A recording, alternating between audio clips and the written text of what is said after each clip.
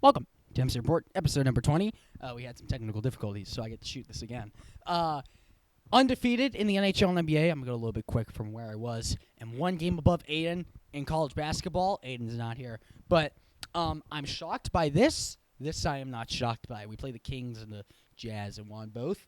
Not much to go through. But we do have a trade. Sidney Brown traded from Philly to Atlanta. I think a win for Atlanta and just like a meh burger for Philly. Obviously, Philly just trade up in the 4th and the 6th.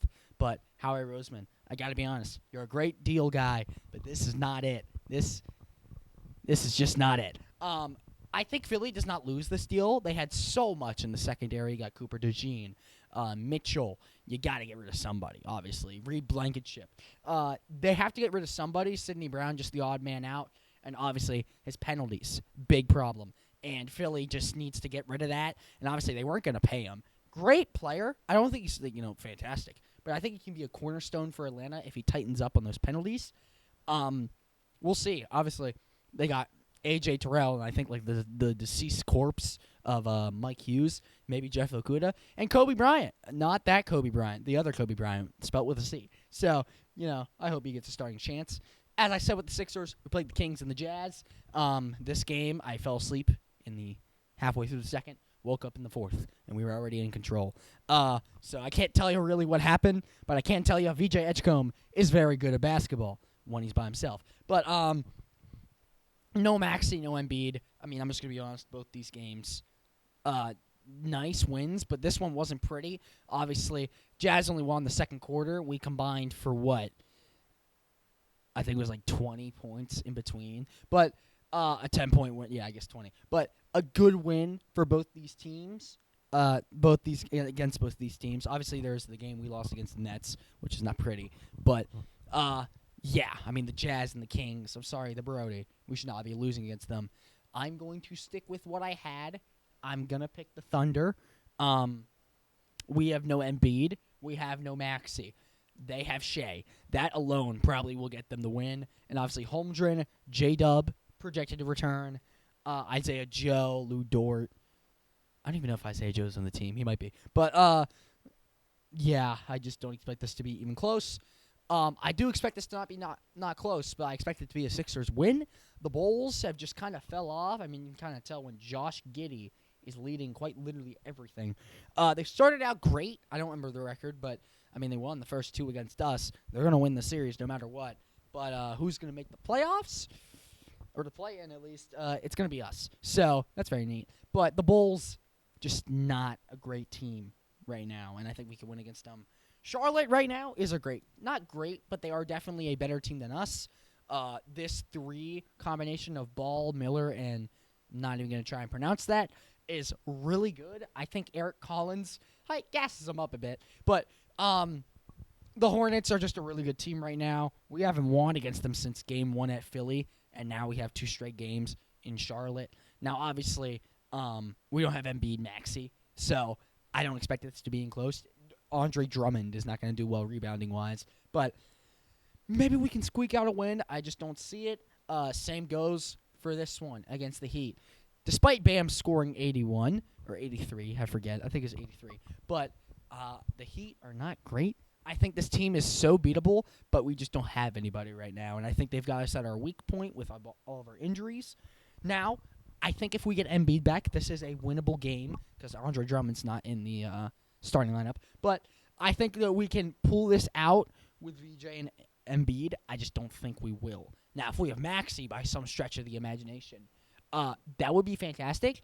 I just don't see it. So, yeah, this is going to hurt our playoff positioning. We're probably going to be a play-in team needing 2+ wins. So that is rough. We move to the NHL. I did not get to this last time. So the Hurricanes and the Penguins, electric game. Very good game. Sidney Crosby's return, scores a goal, assists, 2 points for the team. You love to see it. The third period of this, oh, baby. But I think less than a minute left in OT, which we would have lost in a shootout anyway because we suck at shootouts. But losing, obviously, is not a good sign. I believe we get 2 points, maybe 1. I'm not exactly sure. But the Hurricanes are not a bad team.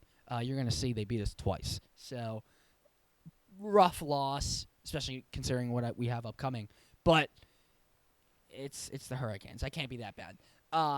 Another OT win for the Flyers. They've been on a hot streak. You're going to see they beat the Kings as well. They are getting hot at the right time, and that's what they need. Obviously, the Ducks sending it to OT in the third period. You thought, oh, Flyers are cooked. They're going to do the Flyer thing. And then they wanted an OT. So they didn't do the Flyer thing. Now, granted, they still have a negative win total on the year, which is rough. But they definitely need they definitely have got that spark around them, which is what they need. As I said, another game in which, looks like, it's 3-2 after 2 periods. Not the Penguins, the Flyers put 3 on the second period, and then, they do nothing in overtime the third period, and you expect them just to lose the shootout, and then they won. So another good win for the Flyers. Something they desperately need is a hot streak, and that's what they've had. The Kings, sorry, Silas, this team is not great. I don't think they're bad, but 28-40 combined is not an appealing record. Let's just put it that way. We survived Winnipeg. If there was one team I think we could win against in a shootout, it would be Winnipeg. They're just the Jets. I'm not talking about the New York Jets. That's much sadder. But, yeah, they're not great. This was a game we had in control the entire time, and then we kind of let it through our fingers in the third period. And then, obviously, nothing happened in an OT, which this is the one game I would have expected it to end in OT, and then we won in a shootout. So, a good win. Erik Karlsson, 2 goals. Igor, 1 goal. Brian Rust, 2 assists. It's a good win for the Penguins, especially what's coming up in the schedule. And then the Sharks did the Sharks thing. The Sharks aren't great. Great third period for the Flyers. They looked electric. 3 goals to the Sharks, none. This is what they need to play like in the playoffs if they want to beat a lot of teams. And I think that right now they've got that type of play that they need. This game was just not close. I think it was 5-0 before we scored anything, but by then, we just had nothing. Igor, another goal, but yeah, this was a rough one. Yeah. I don't know how they've played. So I guess they have. Never mind. I thought they played more games than us, but they just have 10 more wins instead of OT losses. So, yeah, this is just that was a rough one. We head to next week. The fact we beat the Avalanche by 7-2 does not encourage me in the slightest. I guess I should change it to red because it looks like I'm picking the Penguins. The Avalanche are still the best team in the NHL. They can have an off night. It's very possible. I'm still terrified of them. We may lose by 9 or we may win by 5. It's just completely arbitrary at this point. Nathan McKinnon is still the best player in the entirety of the NHL. Crosby's back, so that's very cool. I think that's going to help us a lot because we didn't even have Crosby when we won 7-2. But, yeah, this is still going to be a tough one. I think we can win. It's up in the air. At this point, we're the Penguins, so it's up in the air. But, could do something with it. They have a hot streak. I have 1 win against the Blue Jackets. They always get me. I may be winless, actually. I'm going to pick the Flyers in hopes that they finally end the losing streak against the Blue Jackets. I don't know why I'm winless against them or have 1 win. They just own me. This is your one chance to end it, Flyers fans. You are negative at home. Columbus is negative away. It's an even matchup. Come on, Travis. You done it all. This is it. This is the one. I can feel it. We're gonna beat them. We're gonna overcome the curse. We can do it. This has been a tough one because the Senators in both games have just looked better than the Penguins, but the Penguins, as of recent, I would say have looked better than the Senators. I'm just going to pick the Penguins based off the fact that I think they need a win right now. They have a very tough schedule to end the year, and I think the Senators kind of replicate that. They're still a very good team, but I think the Penguins just need 1 game. Obviously, the Avalanche, very tough opponent. I believe we play the Bruins twice. I may be wrong about that, but this is just it's a tough stretch, and we need 1. And I think out of all the games we have, this is the one we can get the most. Flyers and Blackhawks. This is like the second time we've seen the Blackhawks all year because they're terrible. But I will pick the Flyers based off what I just said. Connor Bedard, I think that's how you say that. I'm not sure. is a very solid player. He's like if Tom Brady was stuck on the Jets his entire career. So, yeah. But I think the Blackhawks are just not a great team. I think there's nothing really about them that outstands me. But the Flyers are just hot right now. I think they can keep that hot streak alive.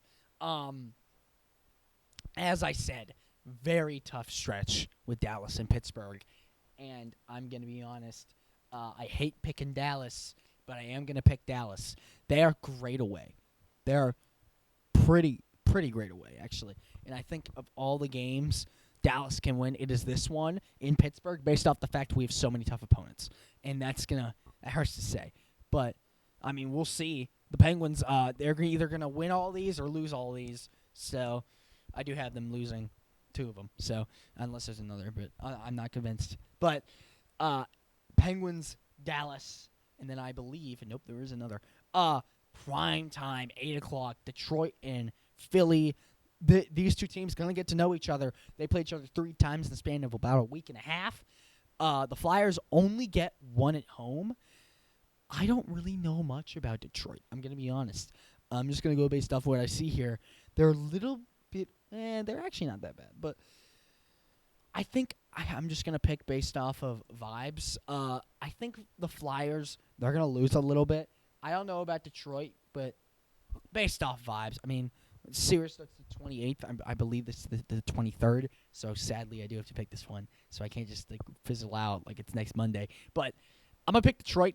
I think Detroit at home is going to be in the Little Caesars Arena, a very tough matchup for the Flyers. I think it's an equal match for sure. Flyers could win it, but I'm just going to go based off Alex here and Lucas Raymond. It's a very solid duo. I don't know much about the Red Wings, but I know those 2 set up each other well. So, obviously, I could be wrong. Maybe the Flyers win all 3. You never know, but we'll see. And then, once again, Dallas going into Philly. I'm going to pick Dallas again. I like this Dallas team a lot. I think they're very underrated. They beat them 5-1 in Dallas. Now, granted, that was November, but, it's still, you have to play the game. But, yeah, I'm big on this Dallas team. I think they could go really far. Now, granted, when we say that about a Dallas team, we're usually talking about the Dallas Cowboys, and they don't do much. But I think the Flyers are just a little bit over. They're very solid right now. But I think Dallas is just like a tier above them. And then the Islanders and the Penguins. These 2 games have gone back to back. If you don't know, I hate the Islanders, so I'm going to pick the Penguins. But it's very, very possible we lose this game. This is a big game for the Metropolitan. We want to keep second. We need to win this one, or at least keep it within 1, because both the games, 3-4, 4-5. Penguins won the first one, and then the Islanders just won an OT last time in New York, and now they get to play in New York again. Not a good-looking matchup for the Penguins, considering what they have on their schedule, but definitely a game they can go out and they can win it. So we'll see. Headed into New York is a tough environment. Now here's the new sport. Pirates, Mets. We are going to talk MLB. We'll do Pirates and Phillies because that's the 2 teams nearest in PA. We're only going to do week by week like I do with NBA, NHL, all that. Paul Skeens, Freddie here, Freddie boy. I'm going to pick the Pirates here on not opening day, but the second day for first game for the Pirates. Obviously, these first 3 games against each other. The Mets is a very tough draw. I think that they can definitely come out on top, but I think Paul Skeens here is going to dominate the mound. Obviously, Skeens is one of the best, if you could call it the best, in all of Major League Baseball, but especially against the Mets, they like to swing for the fences. They're kind of like the Yankees, but I think especially New York is definitely a place Pittsburgh can win. Now, granted, it is very tough, but it's still possible. Rangers, despite making I think it was the World Series a couple of years ago, I'm going to pick Roger Herto's team in the Phillies. Do I think they're a sweep? Probably not. But in Philly, tough draw for the Rangers. I think Sanchez as the first pitcher is iffy. I think it's very iffy. But I think Philly in their first game is definitely going to get not definitely, but they're probably going to get the win. So, I mean, they play each other 3 times in 3 days. So I think opening game for them, they'll get the win. They do play each other again, obviously. Undecided, but Ryan Nola, I really like pitching, especially against like a Wyatt Lanford, Tucker Mitchell. I don't even think Mitchell plays, but I'm going to pick the Phillies again. I don't think they'll sweep. You'll see what I mean when I pick the next one. But this is definitely one the Phillies undecided pitcher is already telling enough. And I don't think the Rangers are really in a type of place where they can compete. I think they need to trade for maybe a star piece, maybe get a few pieces themselves. But I think the Phillies could come out with a win there. Mitch Keller. He will either let up 7 runs or let up 1. I expect 7. I'm going to pick the Mets. I think the Mets, David Peterson's a good matchup, especially against us. We're not really great hitting. I think we're going to rely on our pitching like last year, and Skeens is going to go 11-9, and I don't know. But this is not going to be a pretty one, I don't think. This one, the middle one's not going to be, the pretty one. I think that this one's going to be a little bit rough for the Pirates. But maybe if Mitch Keller pitches a masterclass, pulls out his inner Skeens impression, we can get the win. Once again, I picked the wrong one. Okay, so I'll stick with it. So I'm going to pick the Phillies to sweep. I think that they really can. I think that this Rangers team is not great. Now, granted, once again, undecided on the pitcher, but I think Wyatt Lanford may play a big part in this series. I think really it's going to come down to base running for this Rangers team. They are a very fast team, very deadly team, and I think the Phillies are not the fastest, not the deadliest, but I definitely think they are a better, well-rounded team. You saw last year how deep they went in the playoffs compared to the Rangers. I'm going to pick Philly to sweep. I'm probably going to get maybe 1 or 2 wrong. I don't think I'll get all 3 wrong, but that one is going to be rough. Yeah, this is I'm switching the color to blue because I don't expect this one to be very pretty. The Mets, I think we'll win the first one with Skeens at the mound, but the other 2 I have not high hopes for. Unless, Cameron here becomes God. But I think that the Mets starting lineup in third game, you've gotten some swings in. This is the one you have to win at least. I think you cannot get swept by the Pirates. If you do, that's pretty sad. So, I bloody hate Cincinnati, and I hate to say it, but I am going to pick Cincy in the first one. I like Chase Burns more than Braxton Ashcraft in the first one. And obviously, they play back-to-back-to-back, 30th to the 1st for April Fool's Day. But this Reds team, obviously, you got Ellie De La Cruz, one of the best base runners in the league, stealing-wise as well. Matt McClain, very solid. I think this Reds team, just very solid. And they're on the up and up, kind of like us. But if I had to be honest, between us two, who had the better season, besides my bias, I think I picked the Reds, maybe by just a couple games. But I think that, obviously, this will be a very good series because I feel like you could go 3-0 on both sides, 2-1, 1-2. It could go any way. But I think the first one, the Reds, will get. And then I am going to pick the Phillies once again. This Nationals team is terrible. I'm sorry. I don't expect them to win more than like 20 games.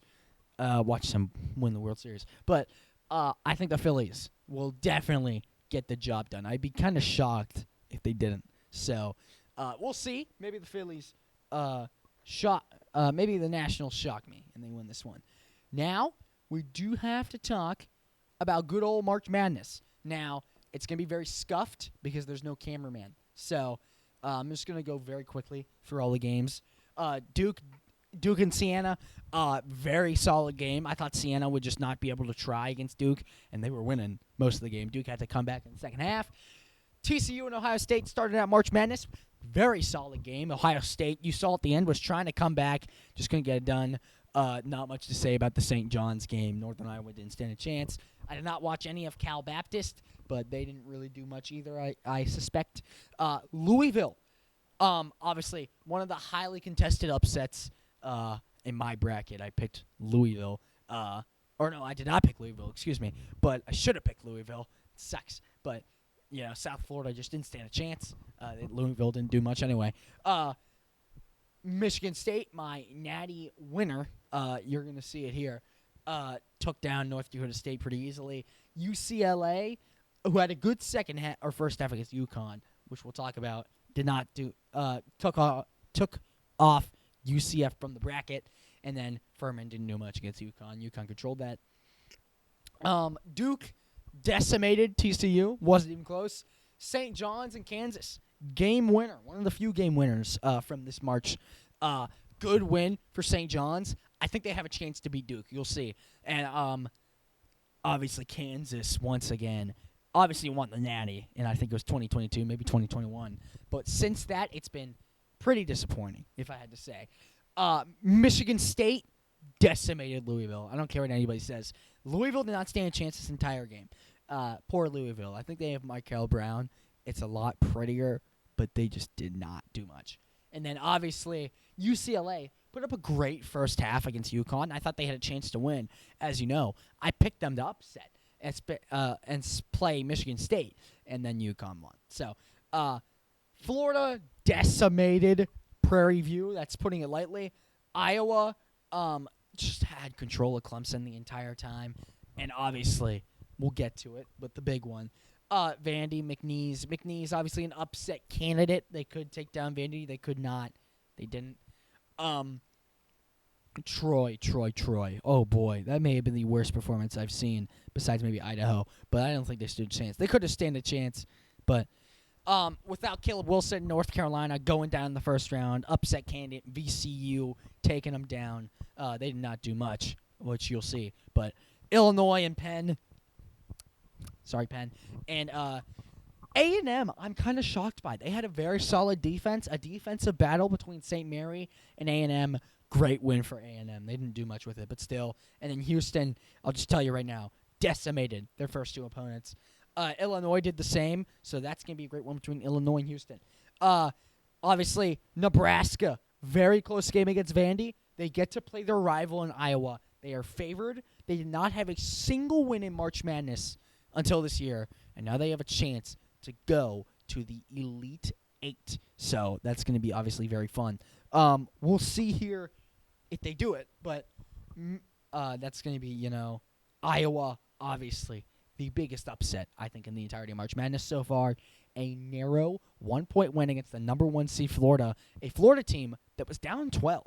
So they were able to bring it back, but they couldn't do much.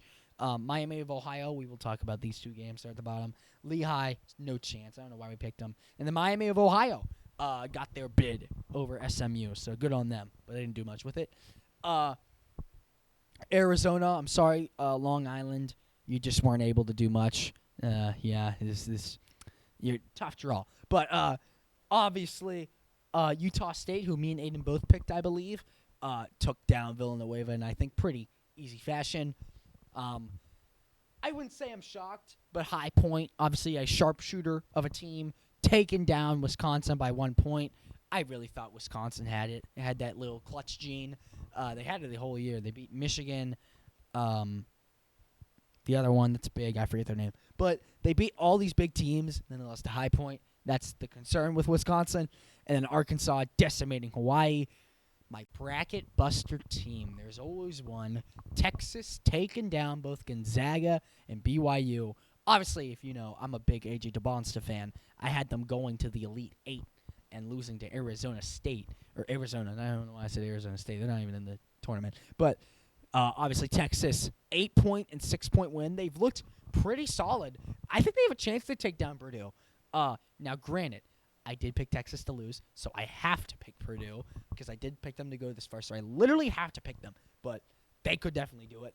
And then, obviously, Miami taking down Missouri pretty easy fashion. Purdue taking down Queens from NC, also pretty easy fashion. Purdue, it just in control of Miami. I don't think Miami stood a chance. We talked about Texas. Arkansas getting rid of High Point. Another game. Arkansas just outshoots the other opponent. They've been doing it all year, and we already talked about Arizona. Move to the bottom right. Michigan just decimating Howard and St. Louis. I don't think that was shocking. St. Louis, I am shocked that they beat Georgia by this much. I thought Georgia would stand a chance. Now, I did say they would have a chance to win St. Louis, but I did not expect that to happen. Texas Tech, once again, Akron, another team. Could be an upset watch. No. Lost by 20, 91-71. And obviously, I don't know why Aiden picked, I won't even try to pronounce it, against Bama, but I think it's like Hofstra. But Bama winning by 20. Miami of Ohio. I know a lot of people like them because of their record. I said this at the very beginning. They are a fraud, and they got blown out 56-78 against Tennessee. You're the only 10 I see. So, yeah. Native Men, Tennessee, moving on. Virginia had some problems against Wright State, and you're going to see those problems arise. So, Kentucky, obviously, we all know about the Santa Clara game. Half-court shot to send it to OT. I watched it happen in study hall. I was incredibly hyped. Good on them. And obviously, Iowa State just absolutely decimating Tennessee State. Kentucky did not stand a chance against Iowa State. I'm not shocked by that. Tennessee upset Virginia. I believe I had him in the Elite Eight. Yeah, I may have had him in the Final. I think I had him in the Final Four. I believe. No, I had Michigan. But I had them in the Elite Eight. Very solid team. And going down Tennessee. And obviously, Bama, as I said, decimating Texas Tech. And Michigan taking down St. Louis. Now, we will pick the Elite Eight in the Sweet 16. I will leave the Final Four and the championship for next week. That's going to be fun. But Aiden will send me his picks. You can't really see it, but I will say the matchups. Duke and St. John's. Oh, boy. A lot of people are going to be mad at me for this. I'm going to take St. John's to take down Duke. I have not been impressed by Duke. I don't think many have. Obviously, TCU, pretty easy draw.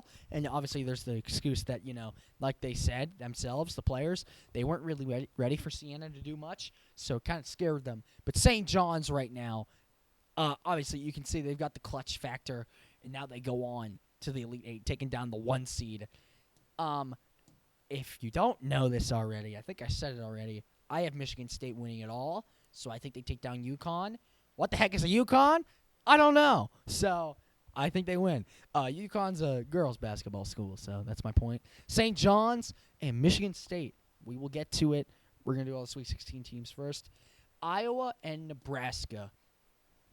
Now, there's always one team each year that beats the 1 seed, beats all these big teams to get the win. I'm going to take Iowa again. I think that Nebraska is kind of due for one of those games. They just don't really try. This happened last time against Iowa. They've had their problems. It's a rivalry matchup. It's going to happen. And if you don't know, I'm not a big fan of Houston, so I'm going to take Illinois. So we got 3 Big Ten teams in the Elite Eight on this, left side. St. John's, the only other one. So the 3 seed, 9 seed, 3 seed, 5 seed. No 2 seeds to be found in this left side of the bracket. I guess we'll get it done. St. John's and Michigan State. I will be taking Michigan State again. Sorry, St. John's. So they go all the way to the Final Four. And then Iowa and Illinois. Iowa's luck is going to run out. I like this Illinois team just a little too much on the defensive and offensive end to win it. So we got 2 3 seeds, both from the Big Ten, in the Final Four. If that happens, first off, I'm undefeated on picks, obviously, and unless Duke wins and Michigan State wins, but we'll see. Arizona and Arkansas. Now, in my original bracket, I had Arkansas losing to Arizona in a pretty hefty margin. I said 22 points. They took down Hawaii. They took down High Point. This is the most dangerous team in the entirety of college basketball, and I think they can get it done. I think they definitely can. I think Arizona is a very beatable team. That being said, I'm taking Arizona. What are we talking about? I love Darius Acuff, but they are not beating Arizona. This Arizona team is just too good, and I think they'll get it done. As I said, I literally have to pick Purdue because, I can't pick Texas. I took them to go out in the first round, and I took Purdue to make it here and lose. So I can pick them, but I can't, pick them to lose. I can't pick Texas. So I got to hope Purdue wins, or else I just lose there. Between Arizona and Purdue, I will take Arizona once again. So they get to go to the Final Four. Arizona, Michigan State, Illinois. Who represents the bottom? This is a tough draw for both these teams, Michigan and Bama. Michigan has not had any problems. Neither has Bama through the bracket. It's physicality versus shooting. Oh boy, this is going to be a tough one. I will get the other one out of the way. I will take Iowa State over Tennessee. I don't think this Tennessee team's got what it takes. I could honestly see both SEC schools winning, but with how Michigan's been playing, like with the chip over their shoulder, it's a bit scary. I'm going to be honest. I'm going to take Michigan to win it against Bama. And then Iowa State, Michigan, I don't think this one will be particularly close. I'm going to take Michigan. So, in the Final Four, Michigan State, Illinois, Arizona, and Michigan. 2-3 seeds, 2-1 seeds in the Final Four. That's it. That's the entire MC report. We had a very short one here today. Obviously, this is my Final Four. This was not my original Final Four. I believe I had... Oh, no, this was my original Final Four. I'm just a complete liar. I did not have BYU going out. That's my big bracket buster. And obviously Florida. I had Florida losing right here to Vandy. And then Vandy lost. So I guess that a little bit bracket buster, but not really. The big one was obviously, besides Virginia, I think it was BYU. So, yeah, it's rough, obviously. But that'll do it. MC Report episode number 20. Baseball has arrived. Opening day on either Wednesday or Thursday. I'm not sure. I believe it's the 25th. So, whatever day that is. I believe that's Wednesday. But Pirates, Army, Métis, hopefully will actually be somewhat good. We haven't been good since, like, the 80s, and then we didn't even win the championship. So, that's about it. Here's one last look at the bracket here for my Final Four. Yellow Michigan, red Arizona, green Michigan State, and orange Illinois facing off. And then you'll get to see if my predictions are right. Who wins the Final Four and who wins all of March. That's about it. See ya.